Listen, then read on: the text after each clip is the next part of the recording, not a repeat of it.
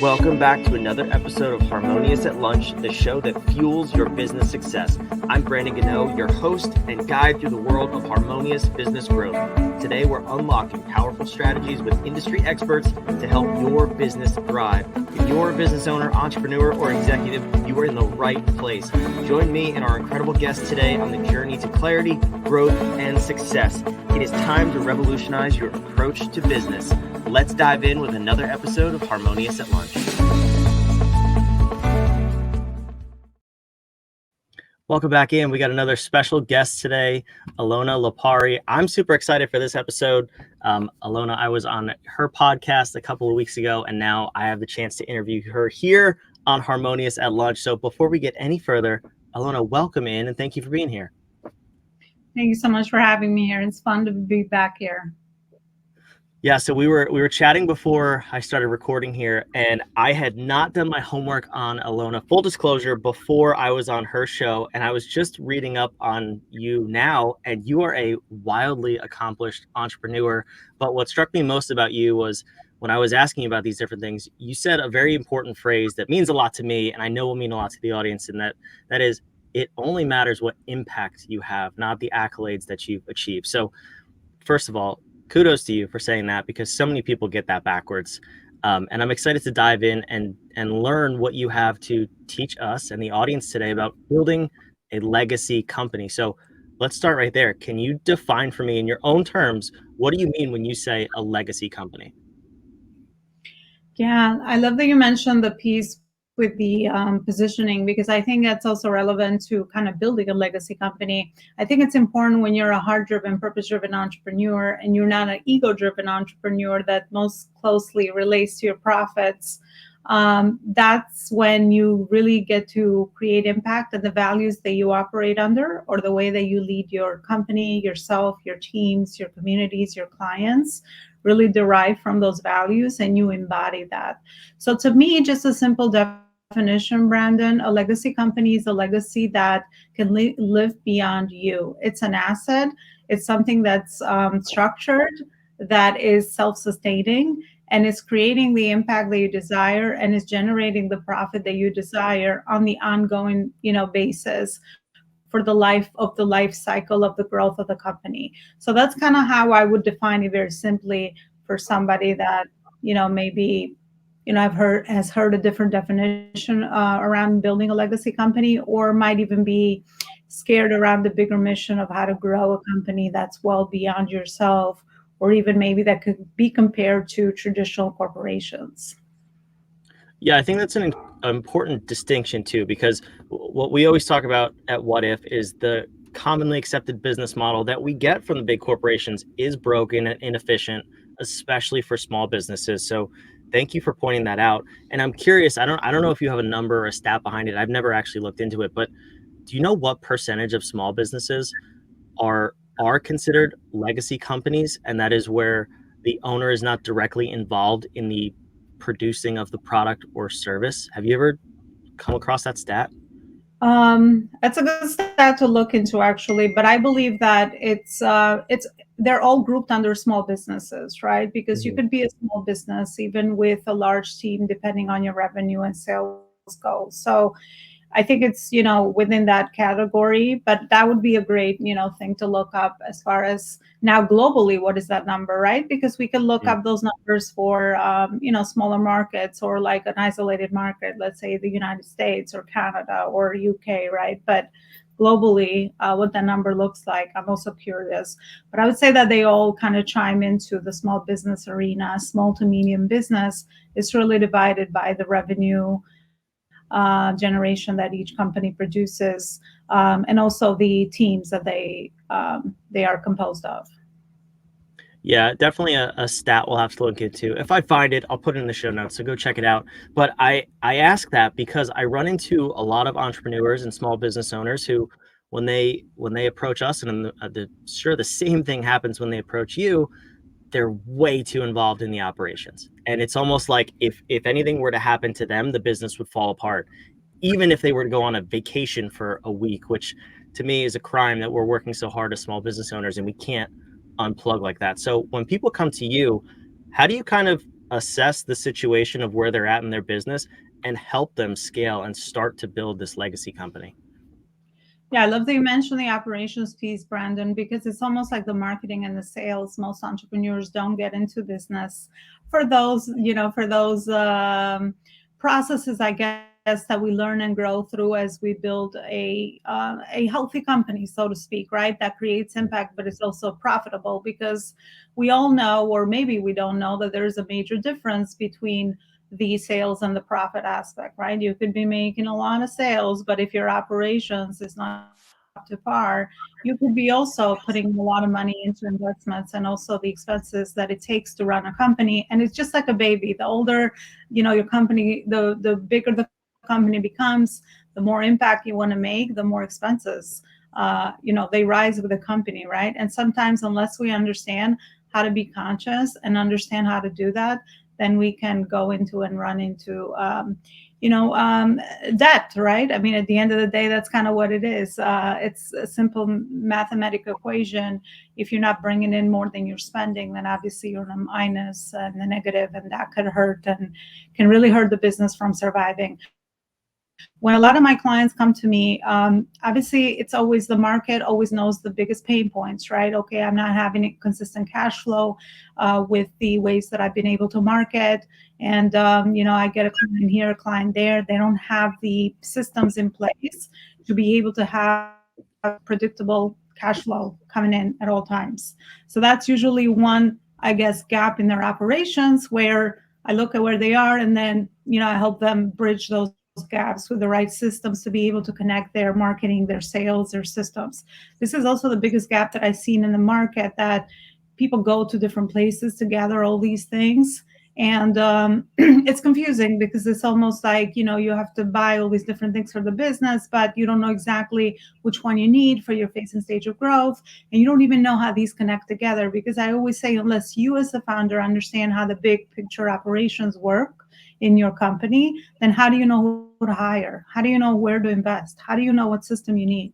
You're going to make the wrong decision, and then suffer the consequences of that, while of course putting in so much time and money, which is such a scarce resource in small businesses, right? Because we're not big yet.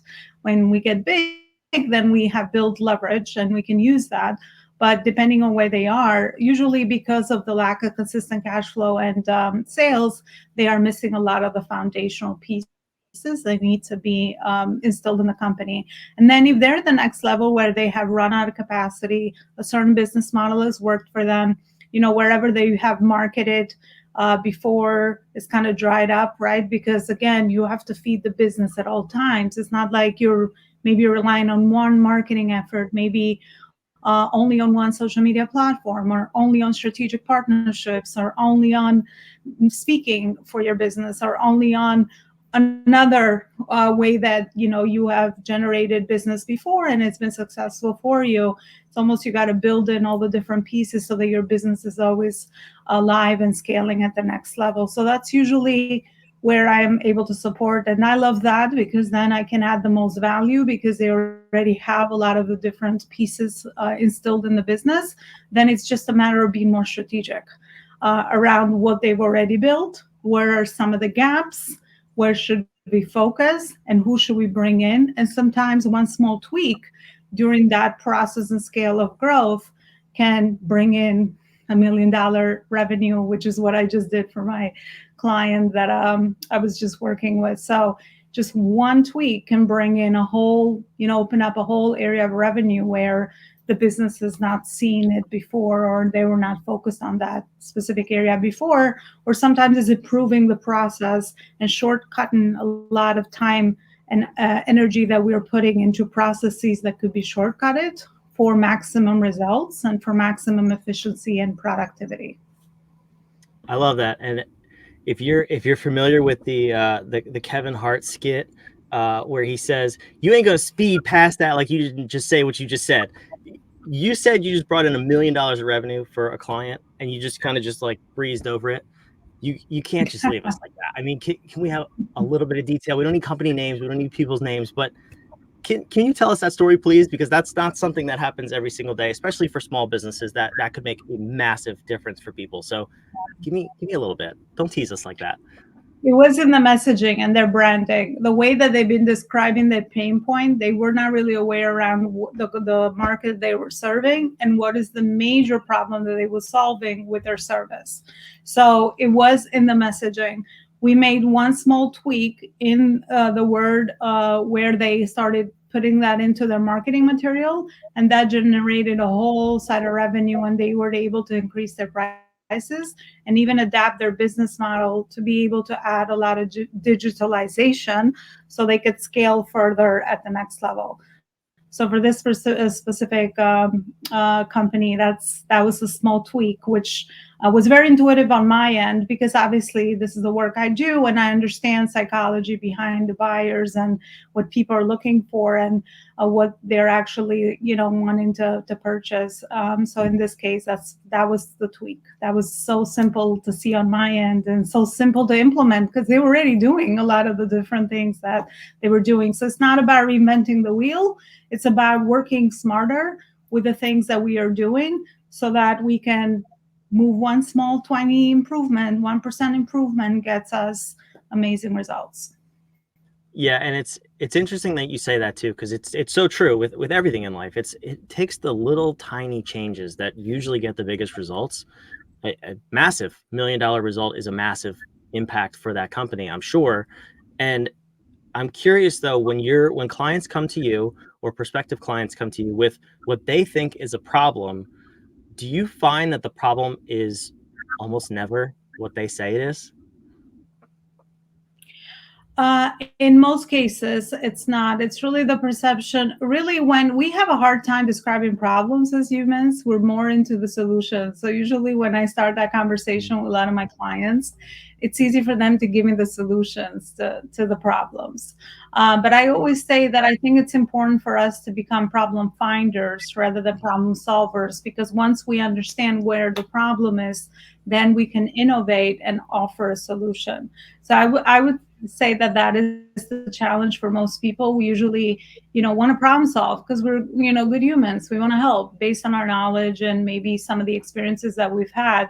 But it's very challenging for us to pinpoint the problem.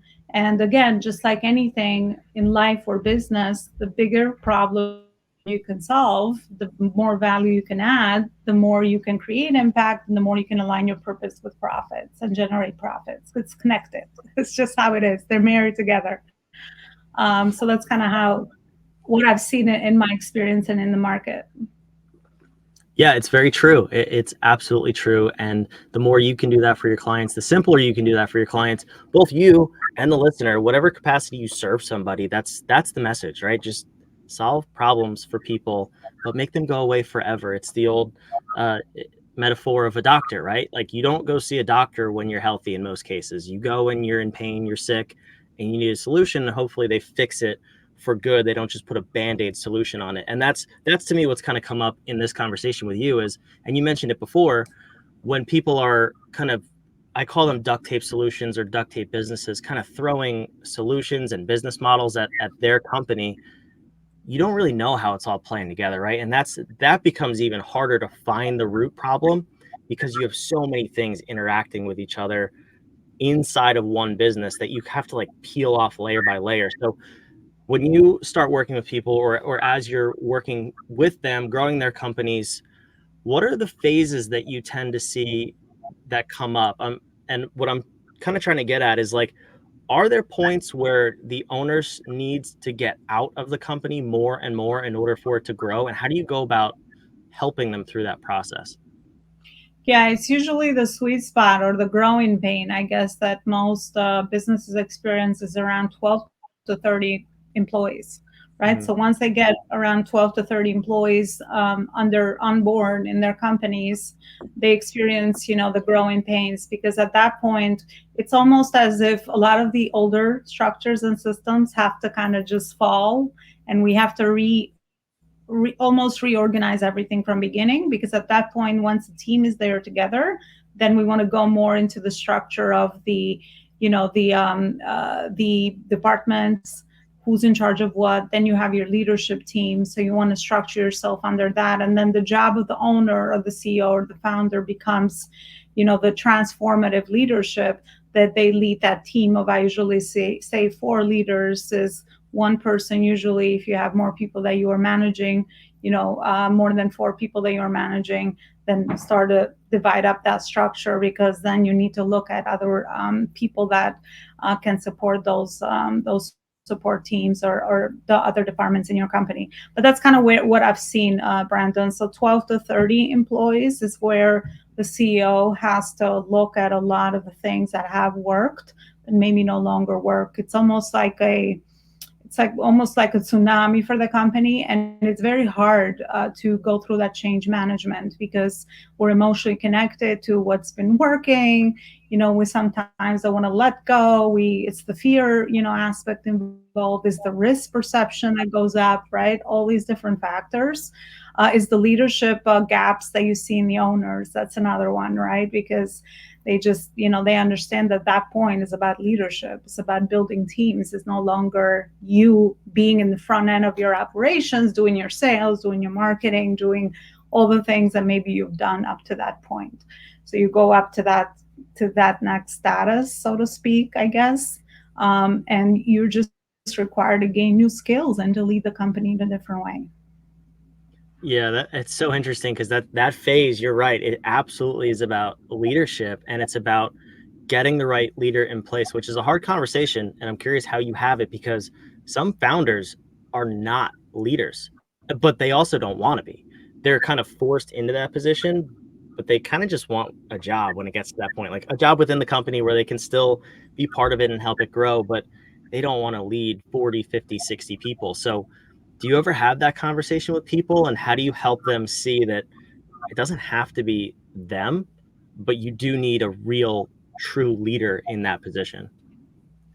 Yeah, it's really by asking them intentional questions, right? Self-discovery, right? Where are they, and what is the vision that they see with their companies, right? Because they were the founder, and obviously they're the main decision maker in the company. So until they consciously decide that maybe the leadership aspect is not, in their forte, or then I'm willing to learn, because just like anything, we don't have to be born with these skills that we need to gain in business, right? I mean, obviously, if you have those innate abilities, it'll be easier, and you probably are not going to shy away, because you'll be attracted to that, right? It's connected to your unique blueprint as a human being. But if it's a skill that you're willing to learn, and if the bigger vision and mission that you have justifies the learning of that skill, the practice of that skill, because you understand that in order for you to get here, then these are just the growing pains that you've had to go through, even as a baby entrepreneur, right? I mean,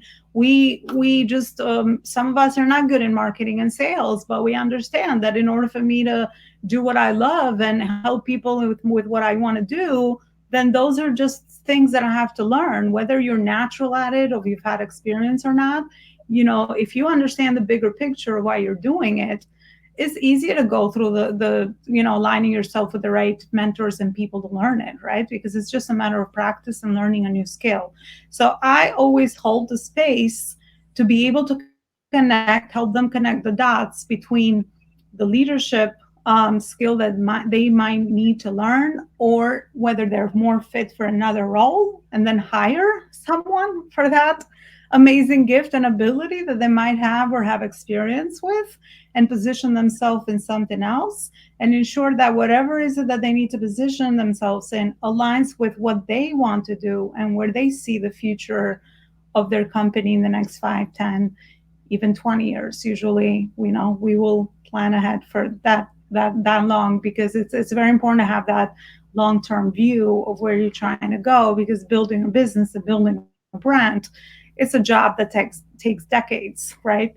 I'm not saying you have to wait decades to be profitable, which is why you have to work smart in the process of growth, because you might not even reach the decade. You might go bankrupt. We all know the percent of businesses that fail within the first 3 years. So that's how I would answer that question, Brandon, and that's what I would do with the CEOs that are aware around the problem, and then they are looking for the solution of, okay, now I know that I need to bridge my gaps with learning the leadership aspect, or placing myself in another position and then bringing someone on board. But they're clear then, right? And they have the clarity, and they're doing it, they're making a conscious decision. Because a lot of times, if you don't go through this process, we're just going with what we see other people do, right? We're like, okay, I have to learn that, and I have to go be a leader, and I have to do that. That's really the wrong way to really build something. Because once you get bigger, culture is really important. And if you are not really clear with yourself as the base and the main decision maker, then your culture is going to struggle. The team, our retention is going to struggle. So it's almost like a thing that's all connected, right? It's like you break one little link, and then everything kind of like side effects or domino effects, that it affects all the other areas as well. You're speaking my language. That's what we talk about all the time. That's, as a matter of fact, what I talked about on your show. We'll put that in a link to that show in the description as well. But Elona, thank you for this conversation. It's so important. I like how you brought it full circle too. Even in that last answer, it's so important to plan for the future, the 5, 10, 15, 20 years, because you're building a legacy company, right? That's the whole goal of what you want to help people do. And you never wavered the whole episode. Everything you said had to do with impact and being mission driven and impact driven in your company. So I respect you so much for saying that, because so many people, as I said in the beginning, get sidetracked by looking at the money, chasing profits over impact, and you very clearly do not do that. And thank you for being who you are, because it's hard to show up like that in the marketplace today. So what I want to do is put your website on the screen here, and then I know you have a bunch of stuff there. If someone hears this episode, or if you're watching this episode and you're like, I want to build a legacy company, I want to take that next step, I want to see what that would look like for me, Elona, where should somebody go on your website? There it is on the screen, to take that next step. Yeah, thank you so much, Brandon, for this amazing conversation and holding the space to be able to kind of just share experiences and ideas around building a legacy company. I want to share one last example before I send people to my website and wrap up this interview. It's my past. I worked for a corporation for 13 years, and I don't want to name the name, but I could see what put profit first looked like. I left. I was the top talent. I no longer saw a future. And after me, a lot of people left, right? Because your culture turns toxic. And especially in today's environment, the needs of your workforce have changed. So if you want to be in your business in the long term and really build a legacy, something that's fulfilling you, first of all, because if you want to do something for the long term, you want to be happy with what you have built, right? It's not about, we all know that the material, fulfillment lasts about a week or a month, right? But if you're building something that is, makes your people happy, your values are healthy, and your culture is healthy, and you are happy doing it, being in that environment, the only way to do it is switch what we've seen traditionally, purpose and then profit.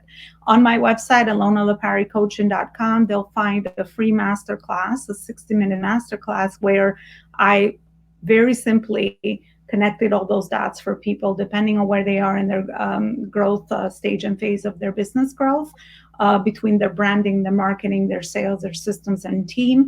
And then at the end of the masterclass, they'll really have a clear idea and a heightened awareness and clarity. I say clarity is power, because once you know what are the right things that you need to focus on, then you can make the right decision, hire the right mentor, buy the next training, invest in whatever else. I think knowledge is really powerful. So they'll find that on the website, elonaloparicoaching.com. And since we're in a podcast experience here, I also bring an amazing expert just like you, Brandon, that I was very grateful to have, where I really put people's expertise together around not only the business area of growth, because I really believe that as humans, we need information, education around all the other areas of our lives, health, relationships, all these other aspects, which again add to that contribution and fulfillment for us as humans.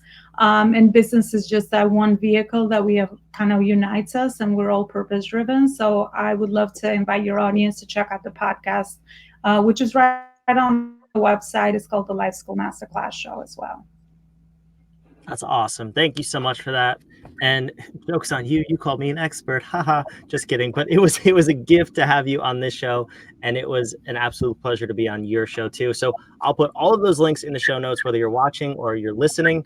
Thank you for joining us, for being a subscriber. Make sure you're subscribed wherever you're listening to Harmonious at Lunch so you never miss the daily bite-sized business advice you need to grow your business, where we bring on experts like Elona and we just have fun conversations like this. So thank you for joining us. We'll see you on the next Harmonious at Lunch.